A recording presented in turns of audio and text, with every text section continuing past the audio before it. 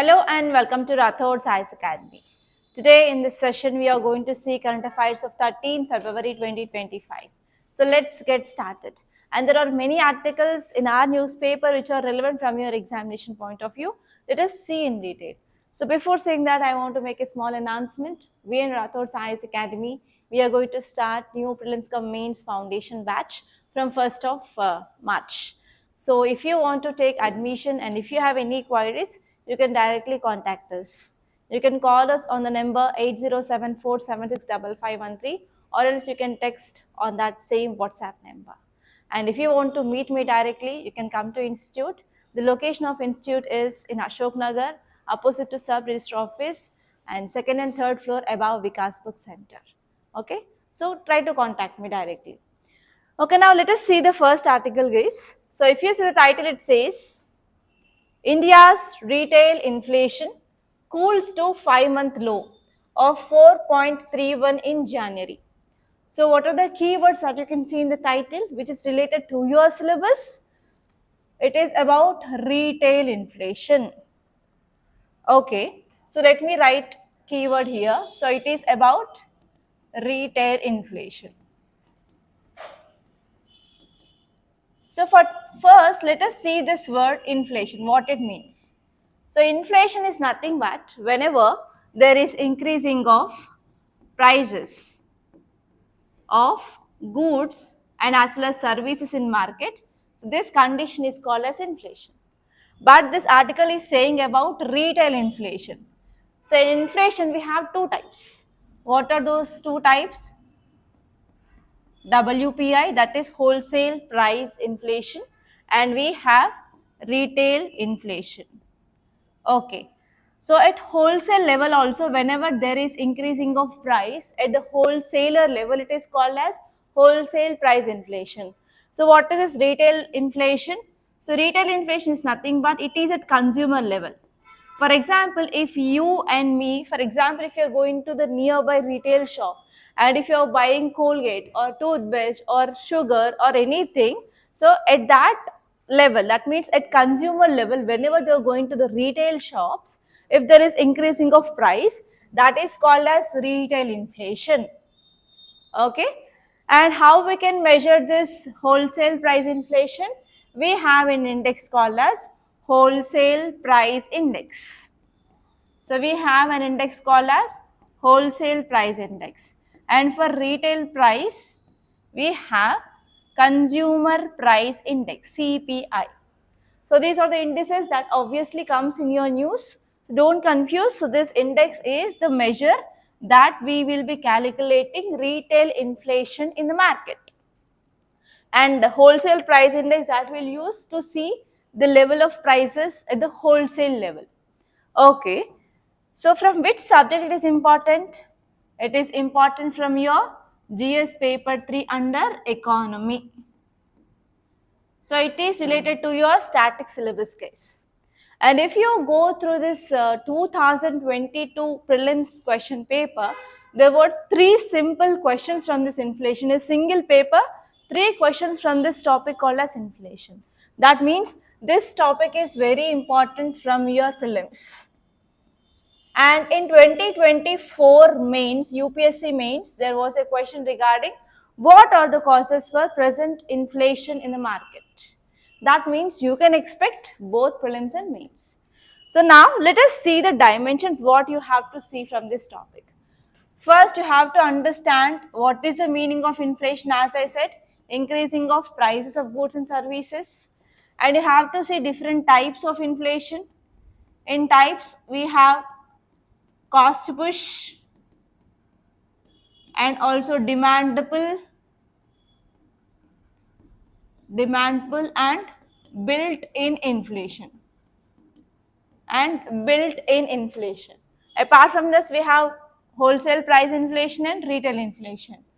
And next one is you have to see about what are the causes of this inflation. For example, whenever there is increasing of price of raw materials, for example, there is increasing of demand in the market because of supply chain disruption. So you have to see, for example, there is no proper production because of climate change, agricultural productivity had been decreased. because of drought. So like that, what are the possible reasons for this inflation you have to see. And next one is you have to see about indices, as I said, WPI and CPI, and you have to see what are the measures we'll take. So in these measures we have monetary policy of RBI and we have fiscal policy of Government of India. So recently, if you are following the newspaper, so we had some news regarding monetary policy. So what is that news about this monetary policy? So recently, from 2020 onwards, there is no change in interest rate. But for the first time in month of January, especially in month of February, 25 basis points of interest rate had been reduced. That means now at present repo rate is 6.25 percentage. Okay, so this is one important step which is taken in the recent time. Okay, so just like from past 4.5 years, there is no thing which is which no change is seen in this interest rate, but the first time RBI came up with decreasing of 25 basis points of interest rate, and now present here we have 6.25 percentage of repo rate. Okay, so all these things that you have to see, guys. And now let us see this article clearly. So in month of January, retail inflation reached 5-month low. Now it is around 4.3 percentage. So what is the inflation that we have to maintain? The target of maintaining of inflation is 4 plus or minus 2%. That means we have to maintain between 2 to 6 percentage. Target is 2 to 6 percentage. And now it is around 4.3 percentage. That means within the brackets. So if you see the trends of inflation, there is decreased inflation month of January. That means we can understand that yes, we are going to have stability in our economic growth, or it is an indicator of economic stabilization. So that whatever the inflation pressures that we had in earlier, so we are easing out of that inflationary pressures now. And even now, consumers and policy makers, they have some influence on their spending behavior. So whenever there is decreasing of inflation, what happened? The prices of that good will be decreased because of decreasing of inflation, so that we can expect more demand from the consumers. So whenever there is more demand from the consumers, obviously it will lead to boosting of economic activities in our country. So based on that, here our government should take proper policies regarding further boosting of economic activities that will lead to economic growth. And next one here is why there is decreasing of inflation. So one important reason is decreasing of food price. So whenever there is decreasing of price of food in the market, obviously we can see there is decreasing of retail inflation. Okay, it is now 6 percentage. So because of this, what happened? We can say that the people will be shifting from spending on the food towards other consumer goods. That means now we can see there will be demand, increase in the demand for other type of goods like electronics, etc. And next one here is we are also having some challenges in this food. There is increased prices for edible oils and as well as fruits.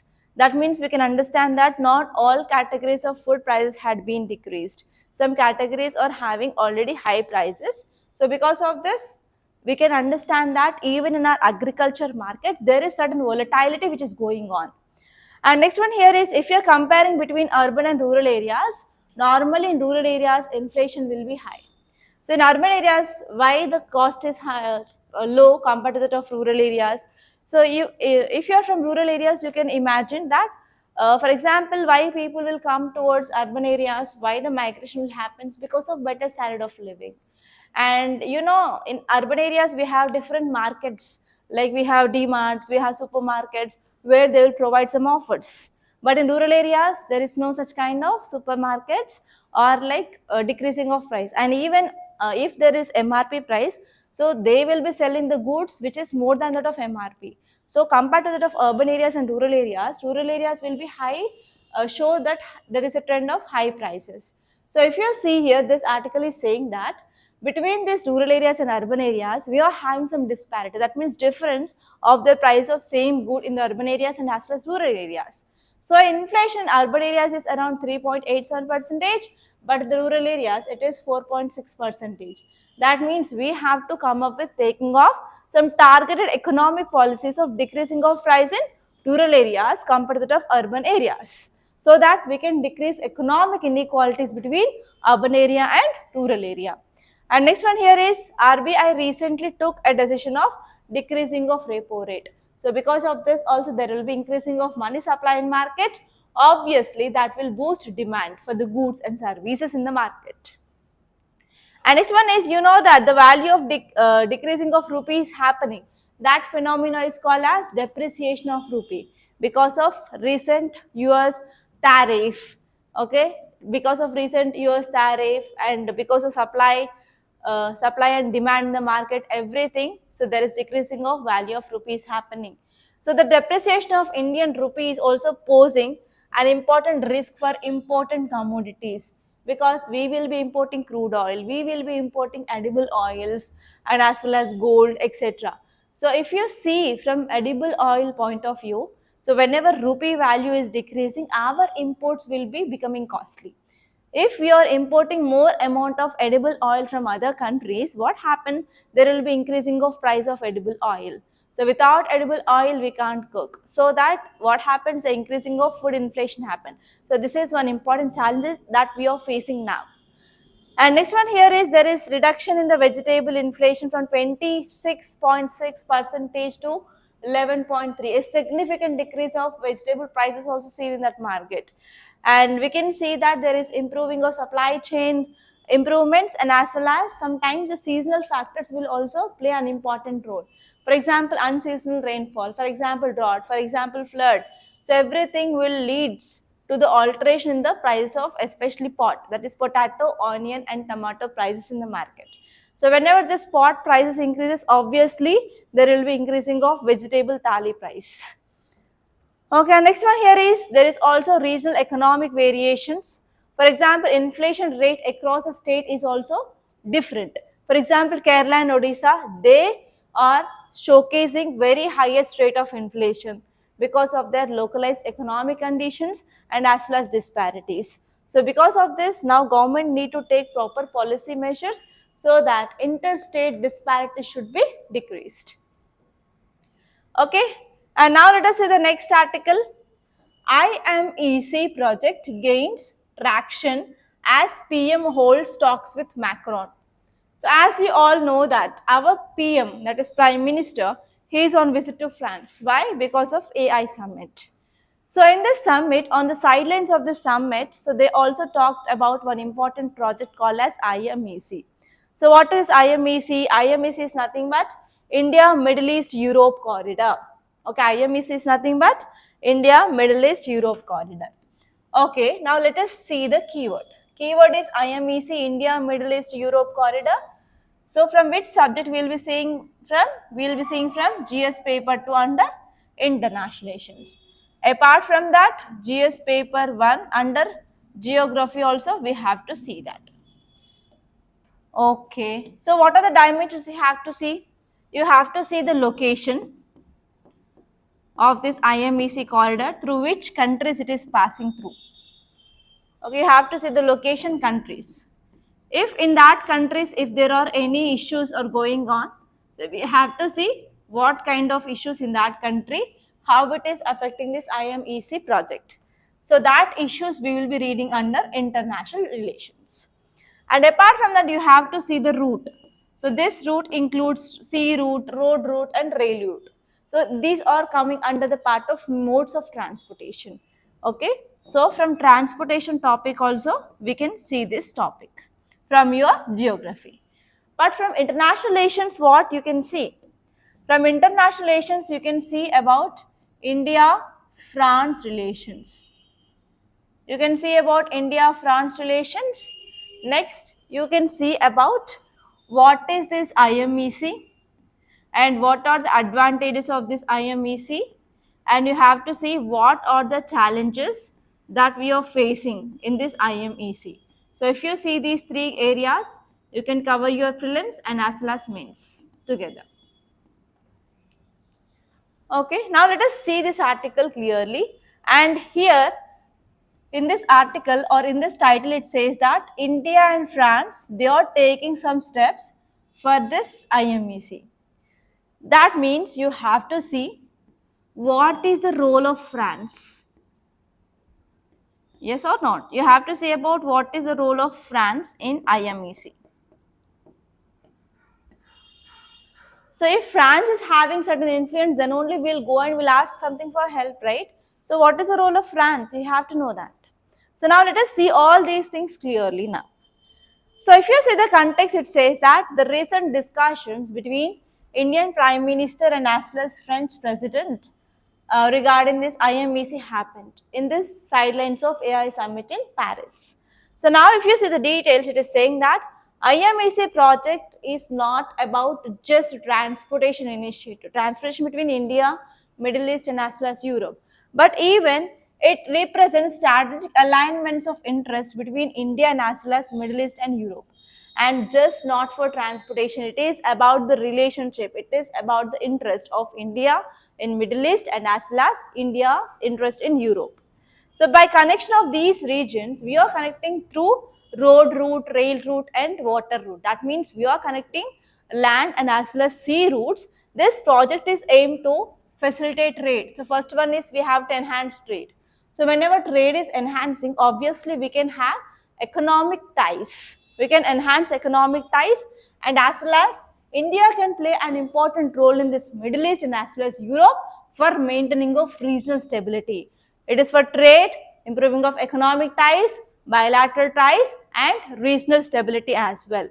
And whenever we are having the successful implementation of this IMEC, that will also leads to increased investments.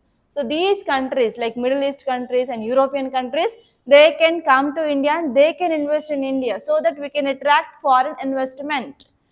And next one here is we can also play an important role in global economy. And next one here is, yes, one important challenge we are facing in this Middle East is Gaza issue. So the challenge that we are facing in this IMEC project is because of ongoing conflict which is happening in this Gaza. So because of this, we need to have some international collaboration with the countries which are part of this IMEC so that we can take that forward. Okay, so because of this, France plays a very important role. And next one is, so in the sidelines of the summit, they also talked about India-France nuclear collaboration as well. So they are coming up with small modular reactors. So even in the last year budget also, interim budget also, government said that we are going for transition towards renewable energy. So in that we are focusing on small modular reactors. Why they are focusing on small modular reactors? Because of the advantages. So what advantages we have? So here we can construct that within a very less time, and as well as the cost for this construction is also low, so that we can make them as one of the alternative option for production of renewable energy in our country. So here we are focusing on this small modular reactors, and even we are going to collaborate with this France for development of small modular reactors in India. And not only that, even historically also, historically, culturally, India and France also sharing lot of significance. For example, since World War I time, okay, so those things they mainly had discussions on the sidelines of AI meet. They focused on IMEC, they focused on small modular reactor, and they focused on cultural ties. And if you see some facts regarding what is this IMEC corridor, that is India, Middle East, Europe Economic Corridor. So the important objective here is to improve economic growth. How? When we are improving the connectivity, then what happened? We can improve the trade, we can improve economic activities. Especially we want to go for economic integration among Asia, Arabian Gulf and as well as Europe. And we are also focusing on improving of manufacturing and ensuring of food security in this region, and as well as improving of supply chains. So in all these areas we are focusing on. So what are the components? We have economic corridor. So in this economic corridor, we have two distinct corridors. First one is Eastern Corridor and second one is Northern Corridor. So in this Eastern Corridor, India is linking with Arabian Gulf. So here we are having rail route and as well as ship to rail network and transportation through road.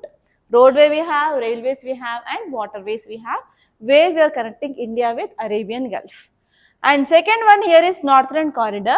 So from Gulf region, we are connecting Europe. That means from Gulf to northward, we are connecting. So in this also, we are having rail route, ship route, and as well as road route. So these are the two important parts of this IMEC. And what is significance? So why we need this IMEC? As I said, first one is always against China. So in international relation, you can write the common point is to counter China. So China has this BRI, that is Belt and Road Initiative, that you already know. So this project which is directly connected to Europe through this Middle East region, that is Arabian Gulf, that is nothing but we are creating a route of trade which is countering this BRI. The first one here is alternative route or alternative of this BRI, and next one here is we want to deepen our relationship with this Arabian Peninsula, that is nothing but Middle East countries or Arab countries. And next one here is Indo-US collaboration in Middle East. So actually this initiative, it is a notion that India and US may collaborate in Indo-Pacific but not in the Middle East. But this project which showcases that India and as well as US along with Israel and UAE, they can partner the developing of joint economic projects through this forums like I2U2. And even it will be helpful for improving of stability in this Middle East region. And next one is we can also integrate Europe. Europe's active involvement in this infrastructure development, it will be very, very helpful for keeping India's position in this region. And even we can also engage with Africa as well. And even we can bypass Pakistan. Okay, so these are the some important significance of this IMEC. And you may get a question regarding IMEC significance in your mains. Okay, now let us see the next article. Title says Public Accounts Committee asks Centre to review toll tax rule for national highways. Okay, so what is this article? It is talking about two important things. First one is PAC. PAC is nothing but Public Accounts Committee. And second important word is toll tax. Toll tax is imposed on the vehicles which are moving on national highways. Okay, so from which subject we can see this? So this topic is important from GS paper 2 under polity. So in polity you have a topic called as parliamentary committees. అక్కడ అడగండి ఒకసారి.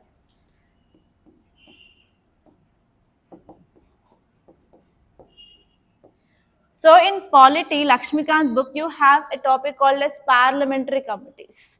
So in that parliamentary committees, we have ad hoc committees and we have standing committees. Standing committees will be there for every time, but ad hoc committees will be made only if there is any necessary. If there is any need, then only that ad hoc committee will be made and it will be dismantled after the work is done. But we will be having standing committees at all the time. So PAC is one such a standing committee. Okay, so here if you see this parliamentary committee, so what are the things that you have to see? You have to see about what is this PAC, so who are the members of this PAC and what are the functions of this PAC that you have to see. And next in this toll tax, if you are using four-wheeler or not only four-wheeler, the higher wheeler vehicles that you're using, for example lorries which is having 12 tires or 14 tires, so based on the number of tires, so they will be applying some toll tax, right?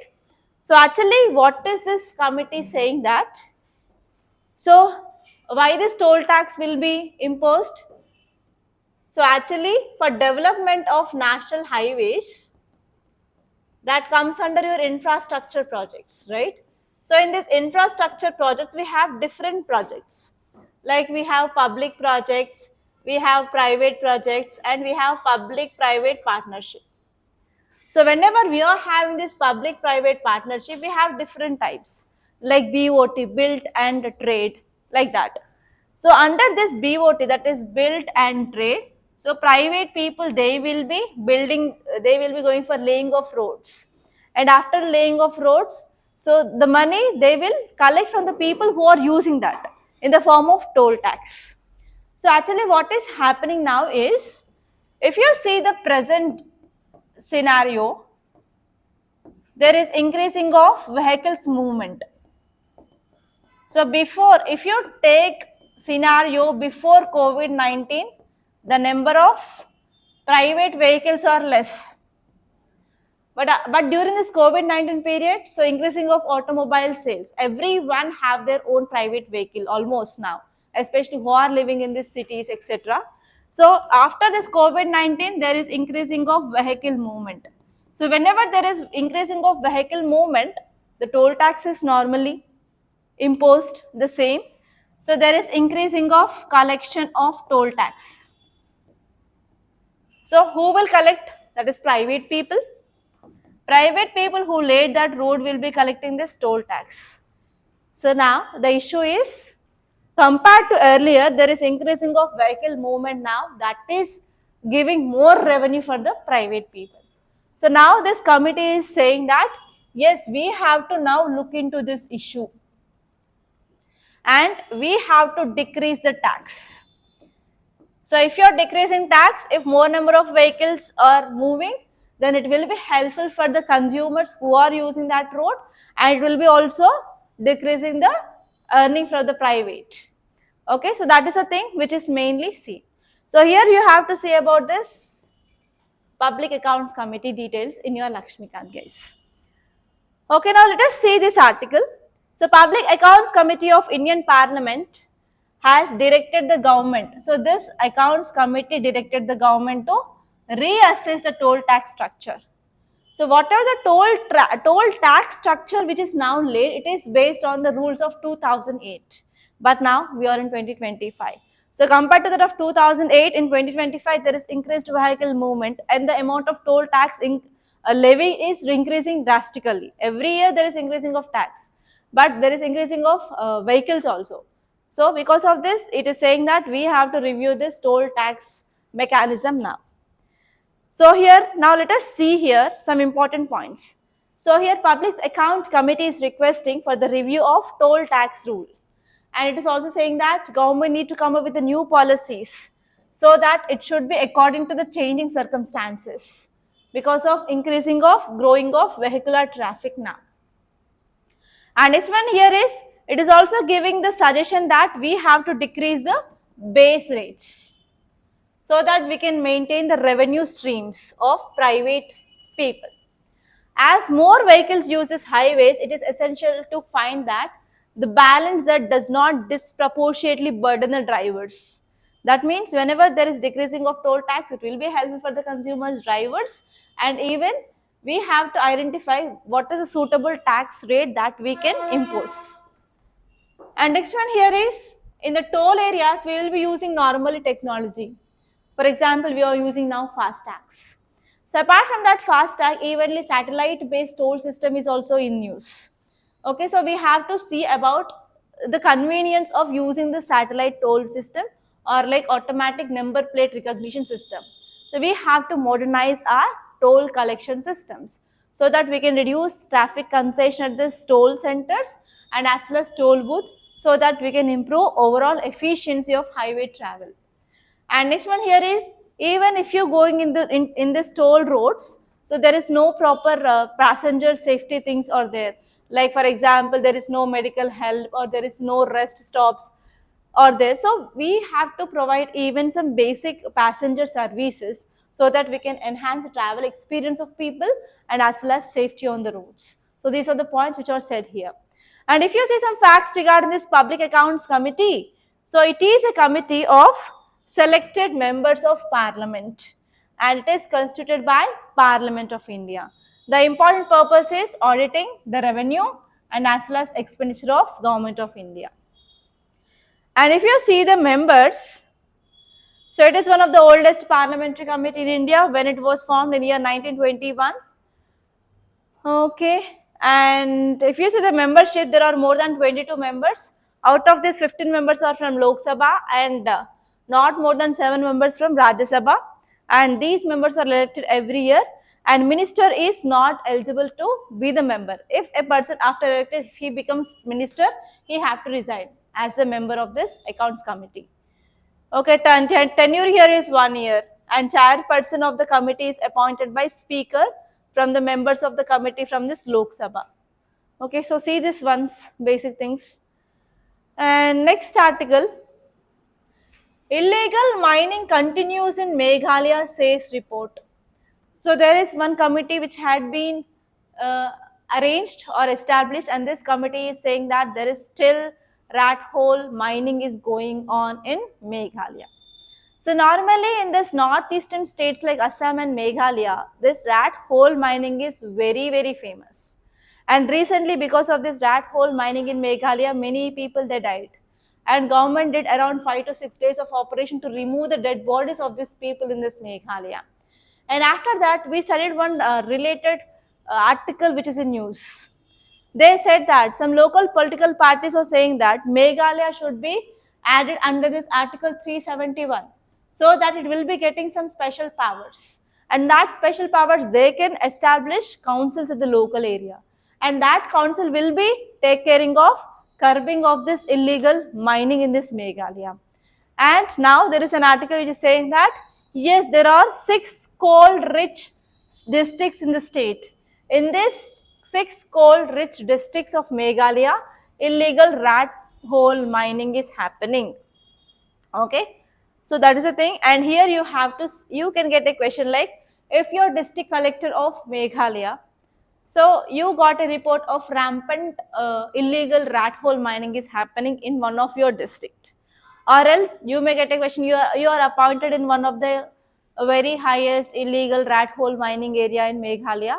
So what are the steps you will take to control illegal rat hole mining? So in this way also you can get a case study or like direct interview question. So you have to be very much precise about your answer. What are the steps that you can take in the short term and as well as in long term to control this rat hole mining? And now let us see the next article, guys. Because of freebies, people don't want to work, says Supreme Court judge. So this is very, very important article of the day, guys. So here, what are the keywords? The keywords are freebies. And you have to see about welfare schemes. So are there any difference between this welfare scheme and freebies? Yes, of course. So from which topic you can see this? From GS paper 2 under polity and governance. From polity and governance you can see this article. So here what you have to see about freebie. So if you are attending any political campaigns during elections, I think you might have heard that if I win these elections, I will give laptops to your kids. I'll give bicycles. I will give makeup kits to women. I'll give washing machines. I'll give TVs. So all these are freebies. Okay, all these are freebies. So whenever government is announcing the freebies, so here Supreme Court judge is saying that yes, because of this freebie announcement, it is causing laziness in the people and it is demotivating the people to work. So people are not working because of freebies. So now let us see this article in detail, and you have to see exactly what is the difference between freebies and as well as welfare schemes. So if you see the context, it is saying that in a recent Supreme Court hearing, so Justice B.R. Gawai, he raised concerns about impact of unregulated welfare schemes and particularly freebies on poor's motivation to work and contribute to the national development. For example, if any political party says that if I win in elections, I will be giving 1500 for women every month, or like 3000 rupees for the elderly people. So like that, whenever, and even 1500 rupees as a stipend for unemployed youth. So if they are getting money, will they work? No. So that is the thing which mainly said by here Supreme Court judge. So now let us see the key points.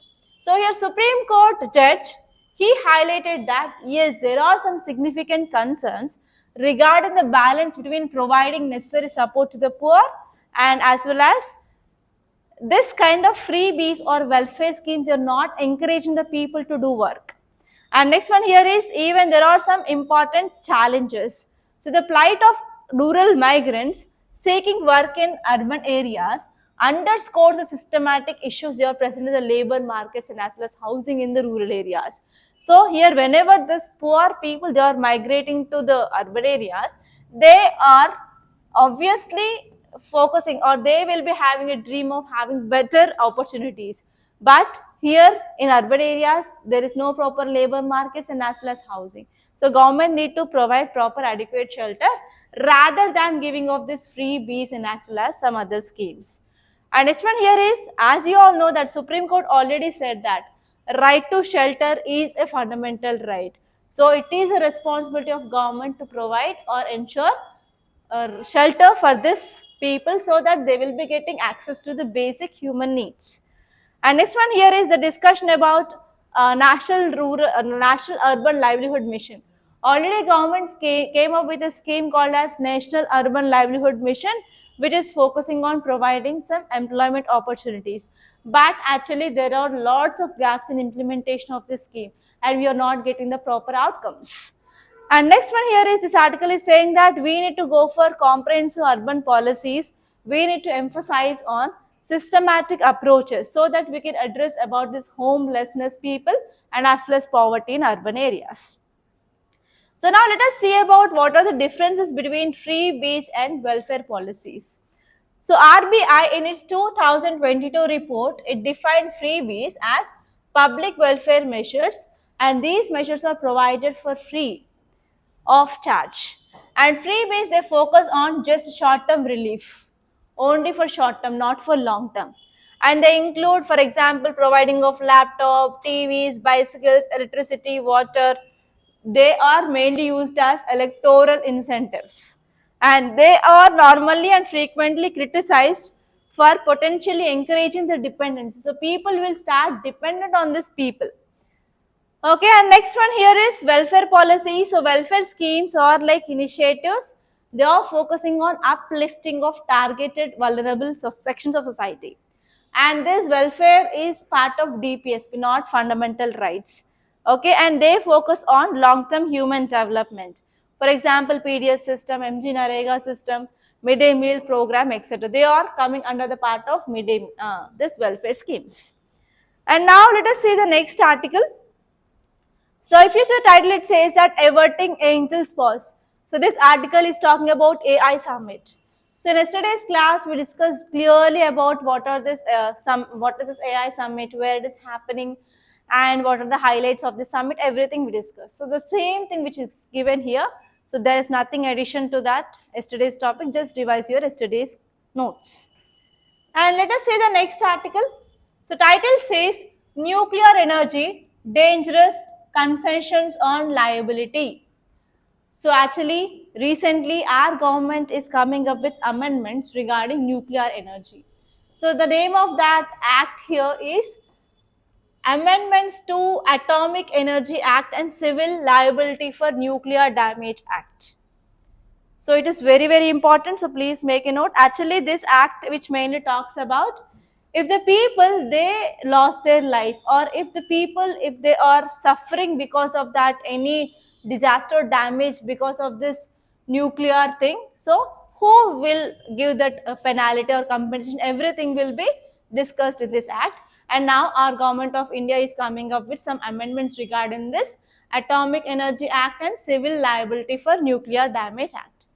So here recently government has announced the plans to amend the Civil Liability for Nuclear Damage Act and Atomic Energy Act. So actually last time the changes came up in year 2015. So what is this act is about? So this act came up in year 2010 and later in 2015 amendments were made, and now they are going to amend this in 2025.